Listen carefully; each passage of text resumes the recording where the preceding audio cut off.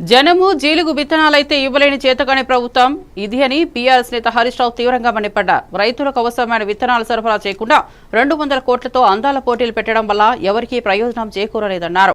ఇంగ్లాండ్లో ఉన్న కంటెస్టెంట్స్ ను రేవంత్ రెడ్డి మిత్రులు ఇబ్బంది పెట్టడంతో ఆమె పోటీ నుంచి తప్పుకుని దేశానికి తిరిగి వెళ్లిపోయిందన్నారు. విత్తనాల అవసరాన్ని పట్టించుకుని సీఎం మాత్రం 5 సార్లు అందాల కార్యక్రమానికి వెళ్లడాన్ని తప్పుబట్టారు. ఈ వ్యవహారమంతా రాష్ట్ర దేశ గౌరవాన్ని మసకబార్చేలా మారిందని ధ్వజమెత్తారు.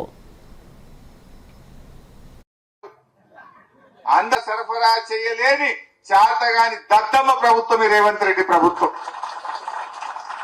ఏమైనా మాట్లాడితే పైసలు లేవు అంటారు. మరి అందాల పోటీలకి అడిగలిచ్చినాయి పైసలు 200 కోట్లు ఖర్చు పెట్టి అందాల పోటీలు పెట్టినాం. అందాల పోటీలతోని ఎవరికన్నా కడుపు నింపుతారా? ఇప్పటికి ఉన్నాయి వాట్లు. అందాల పోటీలతో ఎవరికన్నా అనాపైసా సాయం జరిగిందా?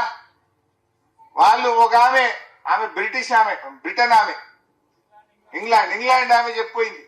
ఆ అందాల పోటీలో ఈ రేవంత్ రెడ్డి చుట్టూ ఉండే 2 దోస్తులట. రేవంత్ రెడ్డికి బాగా సన్నిహితంగా ఉండే 2 ఆమెతోని అనుచితంగా ప్రవర్తిస్తే, ఆమెను ఇబ్బంది పెడితే ఆమె తమ దేశానికి పారిపోయింది.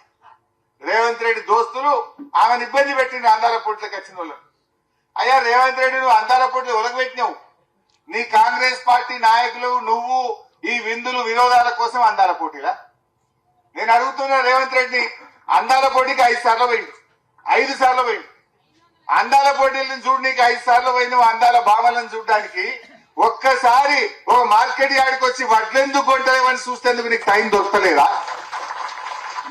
జనము జీలుగు విత్తనాలు ఎందుకు దొరకలేవని అడగనీకి నీకు టైం దొరకలేదా? 5 సార్లు పోయిండు అందాల పోటీలకు. గంట టైం దొరికిందా ముఖ్యమంత్రికి? ఇంకా వేరే పని లేదా నీకు? నీ దోస్తులు నీ చుట్టుండే కాంగ్రెస్ నాయకులేమో పాపం విదేశాల నుంచి వచ్చిన మహిళల పట్ల అనుచితంగా ప్రవర్తించి ఈ దేశ గౌరవాన్ని, ఈ రాష్ట్ర గౌరవాన్ని దెబ్బతీసిండ్రు ఇవాళ ఈ కాంగ్రెస్ పార్టీ నాయకులు.